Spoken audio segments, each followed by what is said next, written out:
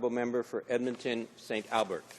Thank you very much, Mr. Speaker. It's really an honour and a rarity, I suppose, for me to be able to rise and participate in a debate. And I thank my friend from Winnipeg for sharing his time with me to allow me to put a couple of comments on the record regarding this very important motion. And I come to this issue from a slightly different perspective than I think the previous speakers, in that I was elected as a Conservative, as I think the members of this House know, and do support the Prime Minister, although no longer unequivocally since I left his caucus, and I now have taken the position that as an independent member of Parliament I will examine government bills and legislations on a piecemeal basis and support those that I think are meritorious and that are to the benefit of my constituents, and oppose those that are not. And that applies, of course, to opposition motions as well. So when I look at the opposition motion that we're debating here this afternoon, it is with some reluctance that I have come to the conclusion that I have to support this motion, and I'm reluctant for a number of reasons, not the least of which is that it's come to this.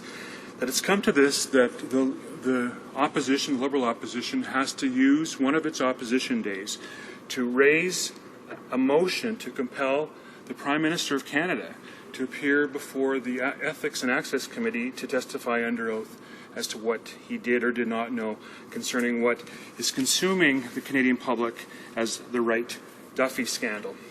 Now, it's sad that it has come to this point, because I believe in responsible government. I believe that in the British parliamentary system, the government is responsible to the Canadian citizens through this elected chamber. The Canadians elect parliamentarians, 308 of us currently. There will be a few more after the next election, but 308 currently, and our job is to hold the government to account. Now, had the government been more forthcoming with respect to what it knew and what it did not know, then I don't believe that this motion would be necessary. And the fact that it is necessary, I find very, very regrettable.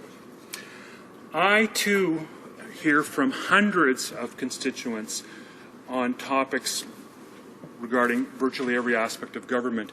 But in the last 6 months, no single topic has dominated the emails and phone calls and casual conversations that I have with my constituents than the so-called Senate scandal. But it's not a Senate scandal, Mr. Speaker. The problems with respect to the Senate expenses, and there are big problems, but they are, in my view, the least significant aspect of all of this. As offended as I suspect most Canadians are that senators are alleged to have claimed housing and travel expenses that they were not entitled to, and they are outraged at that. But the bigger issue, and certainly the bigger issue in my view and in the view of the Canadians and constituents that I've talked to, is the Prime Minister's involvement with respect to one of those senators, that of course being Senator Duffy. And the bombshell that was dropped in this place on about the 14th or 15th of May, that the former Chief of Staff to the Prime Minister had cut a check in the amount of $90,000 some odd to reimburse the Canadian taxpayers for Senator Duffy's ineligible expense claims.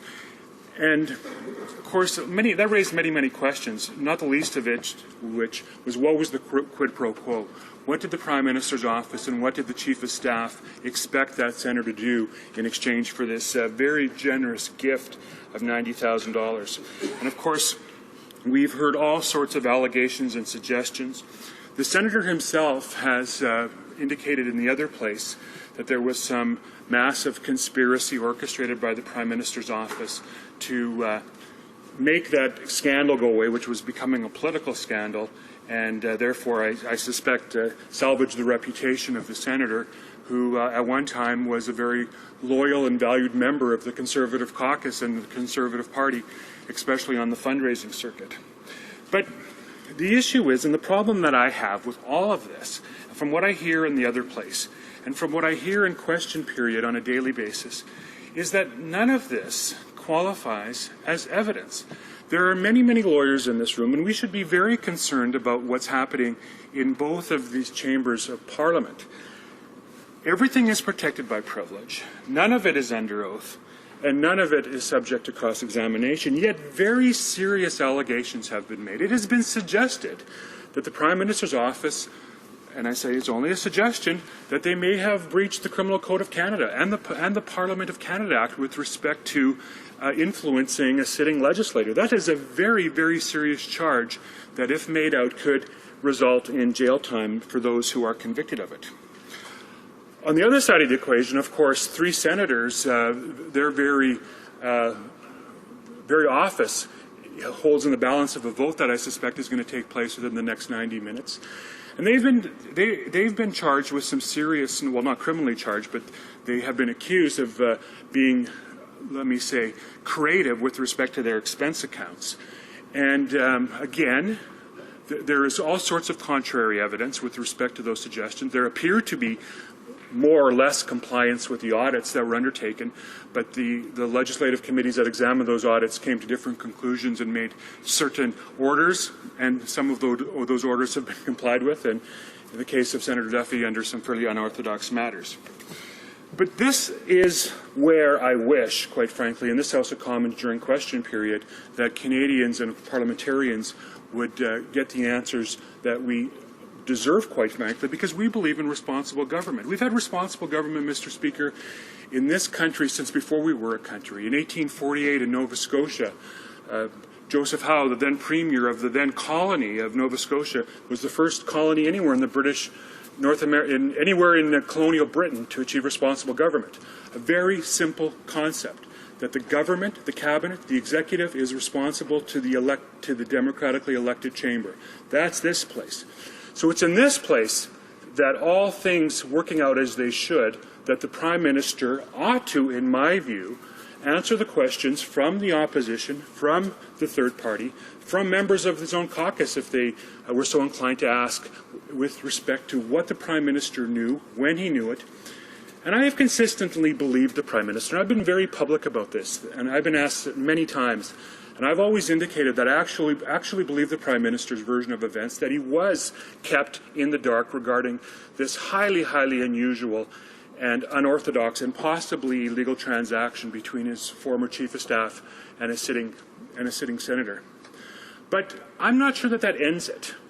We live under the parliamentary concept, the Convention of Responsible Government.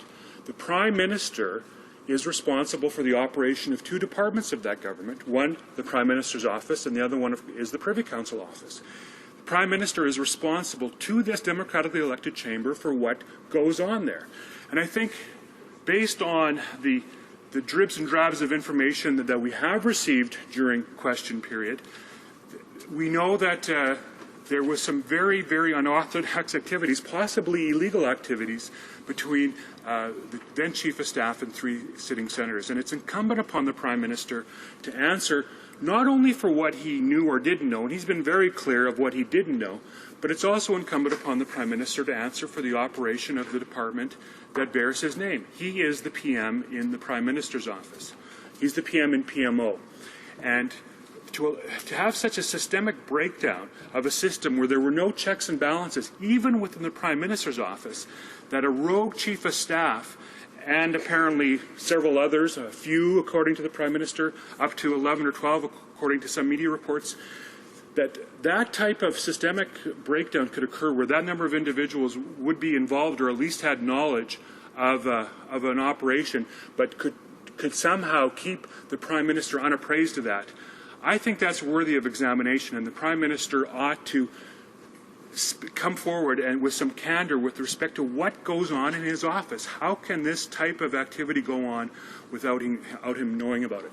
Because I was elected as a Conservative, and I'm one of those that came to Ottawa on the so-called white horse to clean up government. And I believe in this Prime Minister, and I would think that the Prime Minister would want the opportunity to salvage his reputation and salvage the reputation of his government by appearing before a committee, since they don't seem to be inclined to do it in the House of Commons during question period, which admittedly offers only for very brief questions and even briefer answers. And seldom are they ever really answers anyways.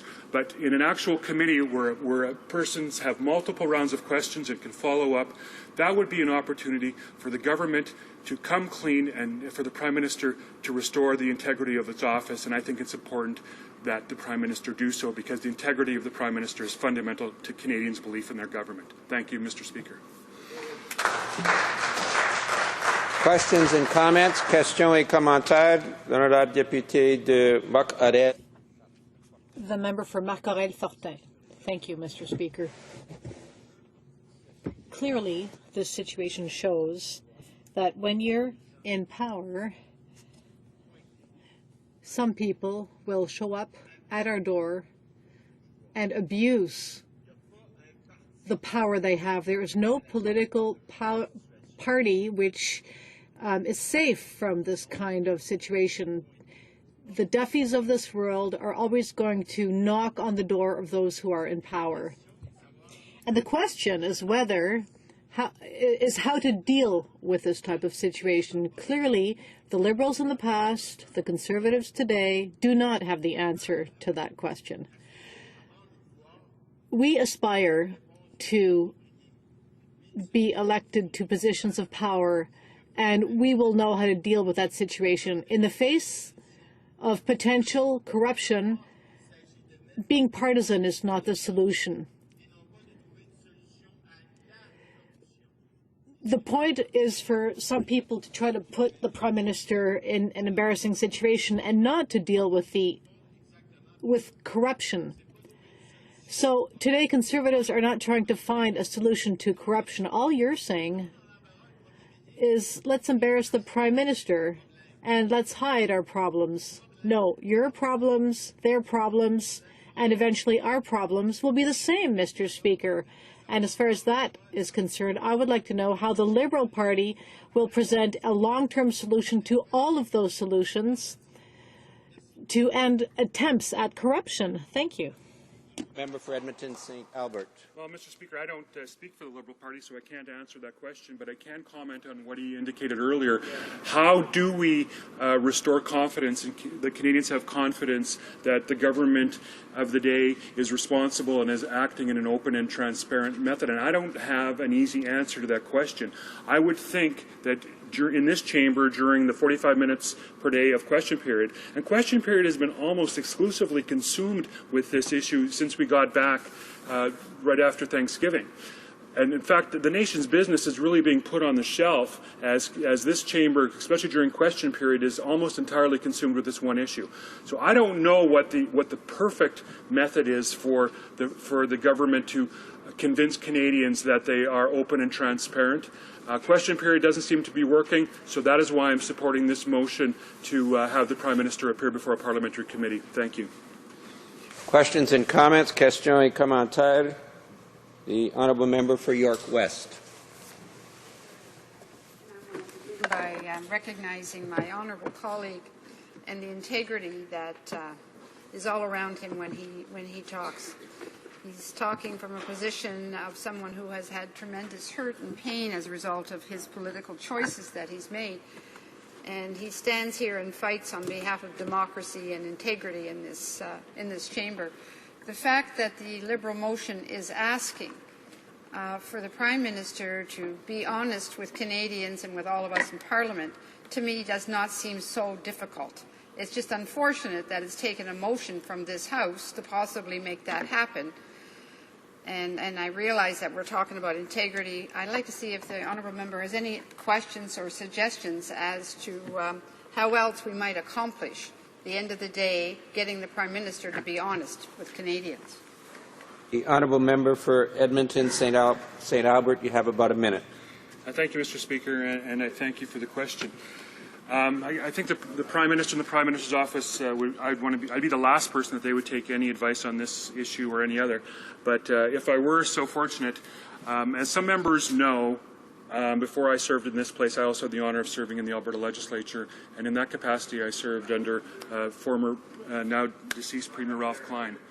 And he had a very different mechanism or methodology when it came to dealing with problems or even crises. He would get in front of the issue, he'd hold a press conference, he'd have a mea culpa, he'd explain what he knew. The media was very responsive, and he found out that the Alberta electorate could be very, very forgiving. I think a little bit of contrition and openness and transparency would go a long way to restoring Canadians' confidence in this government. Thank you, Mr. Speaker. Resuming debate.